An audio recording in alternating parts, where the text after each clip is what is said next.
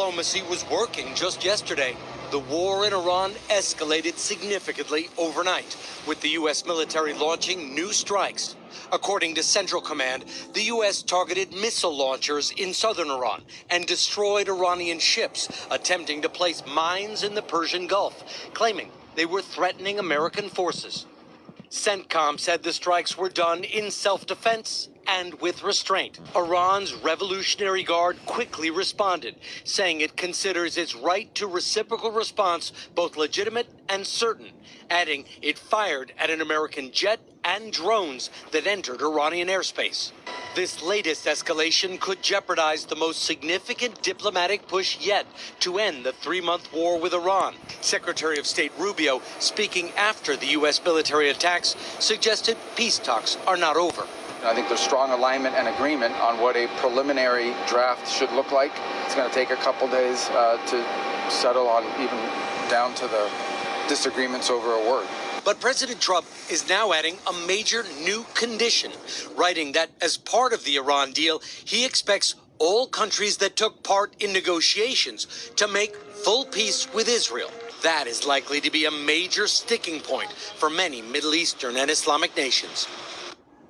U.S. Central Command accusing Iran of an egregious ceasefire violation. Iran claims an attack overnight on a U.S. airbase in the Gulf region. This morning, the Islamic Revolutionary Guard Corps says it targeted a U.S. airbase in what CENTCOM calls an egregious ceasefire violation. Iran launched a ballistic missile toward Kuwait that was successfully intercepted by Kuwaiti forces.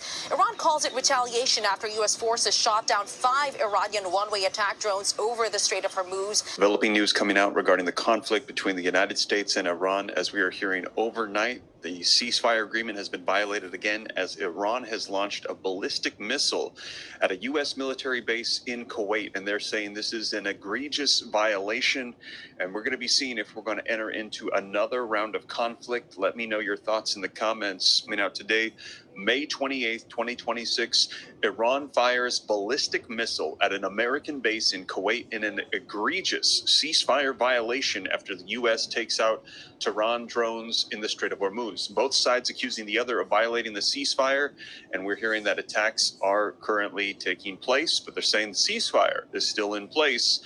Let me know your thoughts. Attacks while in a ceasefire. Live updates. Updated 1 minute ago, Iran and U.S. trade strikes accuse each other of violating the truce. President Donald Trump signaled an agreement between the two sides wasn't close and that he would not be rushed by economic or political concerns. Live updates from CBS News. Iran fires a missile at Kuwait after U.S. strikes, as Trump says the regime negotiating on fumes. And Iran says that it did target American bases after a fresh U.S. strikes that occurred. This updated, you can see 2 hours ago from the BBC. And also, why has Trump threatened to bomb Oman amid Iran war escalations? The U.S. president has issued a stark warning to a U.S. ally in a sign of rising tensions over the Strait of Hormuz. And take a look from the live feeds coming out here from The Guardian, Middle East Crisis Live. Iran says Trump has threatened to blow up Oman. They're saying this is dangerous and bullying. The U.S. president said the ally would be at risk if it did not behave just like everybody else, threatening Oman, which has actually attempted to be a mediator in these talks. Trump saying that they better stay out of the conflict, as we're hearing rumors about their involvement. And he said if they get involved, they're going to get blown up just like everybody else.